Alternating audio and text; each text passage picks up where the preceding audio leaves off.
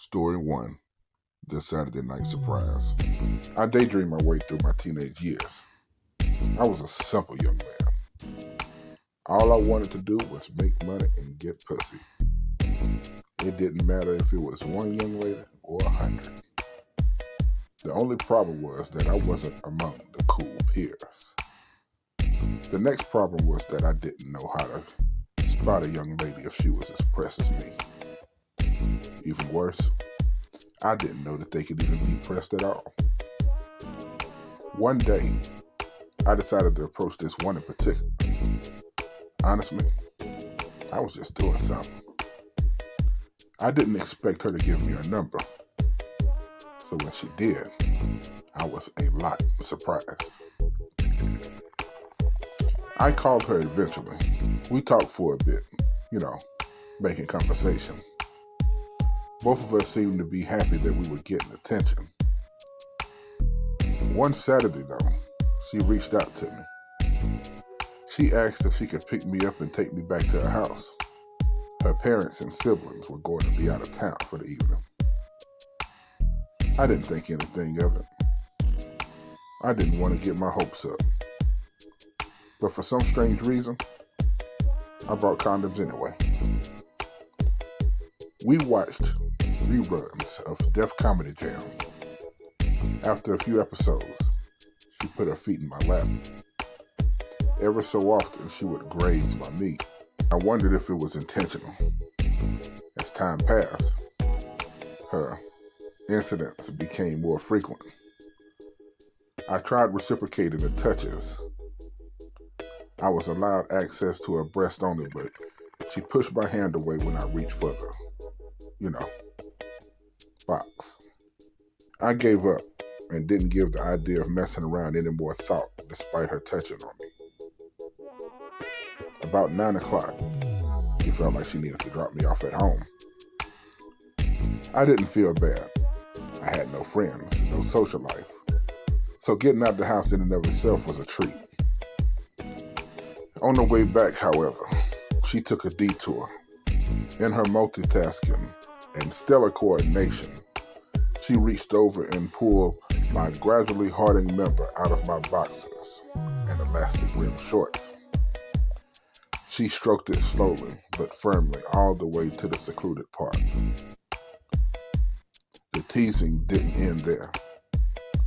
We listened to the local radio station. I didn't know what to do.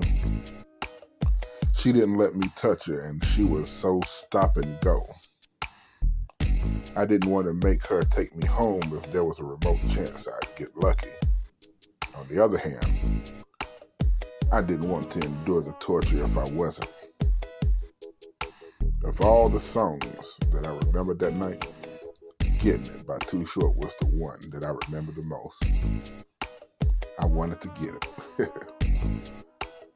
I suppose that was her motivation as well, because she again pulled out my member. I nearly rolled my eyes from the overkill of her indecisiveness. Instead, I rolled my eyes from the shocking sensation of her next act. My mind was blown. I couldn't believe it was happening, even though I was watching it with my own 2 eyes. She leaned over to give me some head. She asked me if I had a condom. I was more than delighted to have brought a couple along. So she put it on as though she had experience doing so. Not that it mattered. It was just impressive. After putting it on, she straddled me. She put it in everything. She started bouncing. She had me so traumatized from earlier that I didn't know whether or not it was okay to touch her. It was like she was in my head because she pulled out her titties from underneath her bra and t-shirt in one motion so that I may further entertain myself with them. And I did. I squeezed and sucked them, interchanging them so often. The thing I appreciate most from the moment was her face.